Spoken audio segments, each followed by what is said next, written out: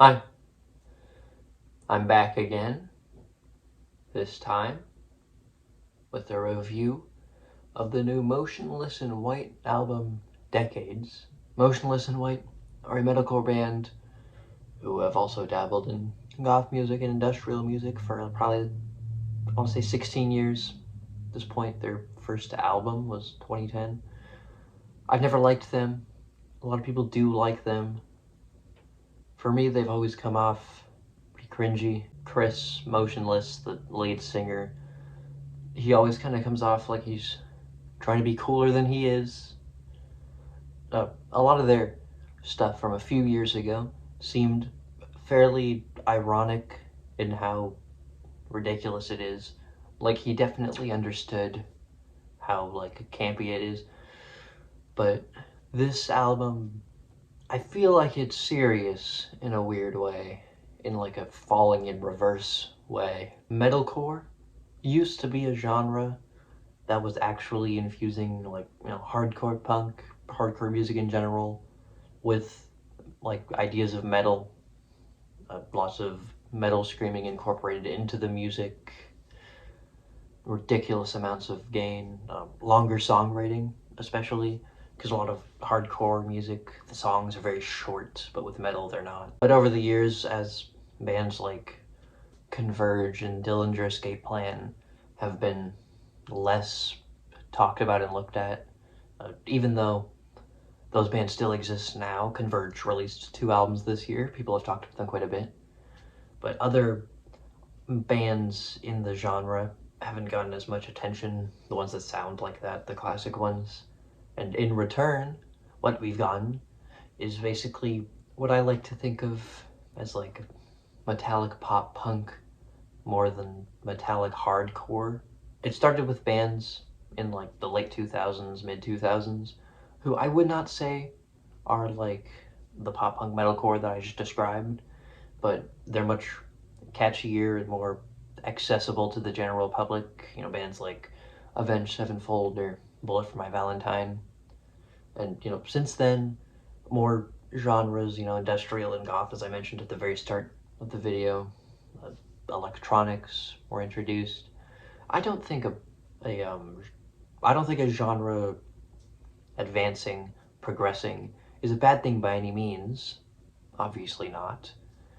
It's just it was progressing not in a great direction, to be honest. The more popular it got, the more watered down it became, the less aggressive it became, and Motionless in White watered down themselves along with the genre. On their last couple albums, I let some of the corniness slide, Scoring the End of the World, Disguise, songs like Werewolf, unbearable to me, just so cringy.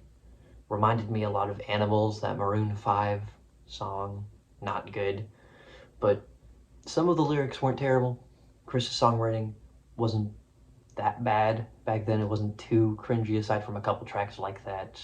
I think Slaughterhouse is pretty good as well, especially the sequel, the Knocked Loose sequel. But on this new album, it's just become incredibly generic and unbearable. It's just everything has been dialed up to 11 in a bad way. The intensity and the actual metalness of their sound has been pretty much stripped away. Now it just sounds like a Falling in Reverse song. Most of the songs, some of them are ballads that sound like they were made for TikTok.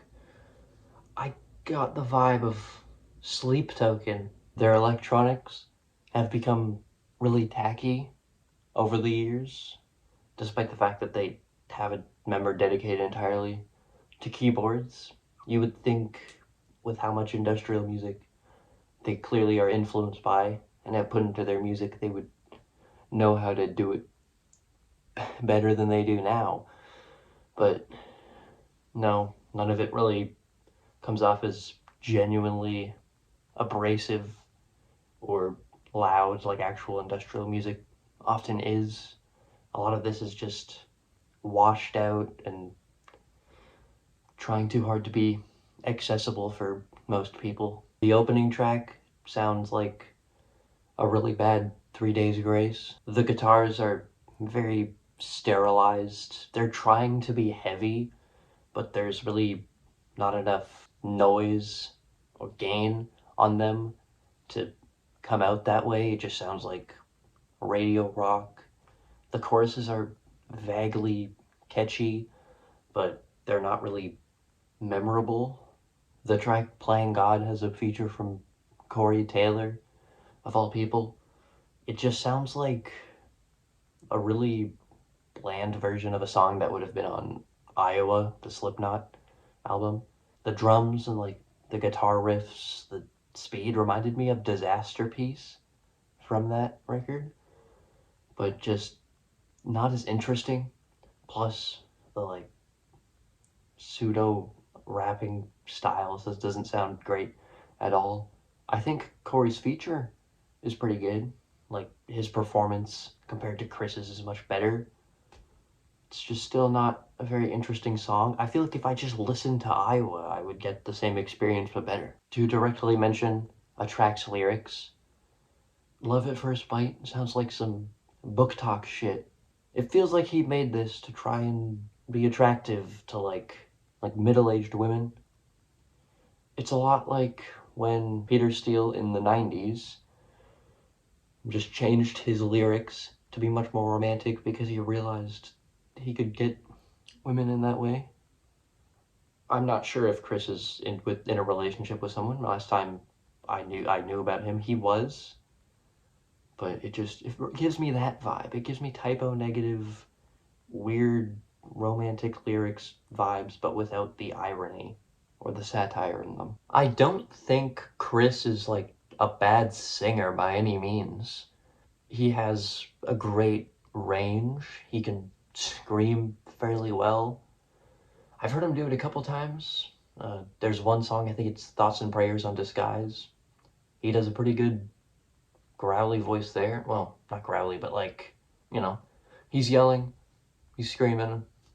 There are a couple moments on this album too where he does the same thing. It's just that his writing nowadays doesn't really match his talent level or his experience. Their older stuff, like the early 2010s to the mid 2010s, it didn't sound as good, really. The production wasn't as refined. They didn't have the experience, obviously. But Chris's lyrics were just better. They were still like in the same lane. They just didn't go too far as they do now in sounding how they do, coming across as weirdly as they do. His lyrics were just like early Ice Nine Kills lyrics. Ice Nine Kills is pretty much the same like scenario as Motionless and White and how they've devolved as a band. Really, I don't know what else I can say at this point that covers my thoughts on this album. I obviously did not like it. I'm thinking like 3, probably. I thought there were parts of it that were better than others, but for the most part it was a very difficult thing to listen to. I don't know. It's not the worst thing I've heard. It's certainly not the best by any means, no. Did you enjoy it somehow? Did you also not enjoy it? If you did enjoy it, that's fine. I can see why it's listenable for sure. I can see why people would be able to enjoy it. But obviously I don't. Okay, that's about it. Let me know what you thought of it. Yeah. See you.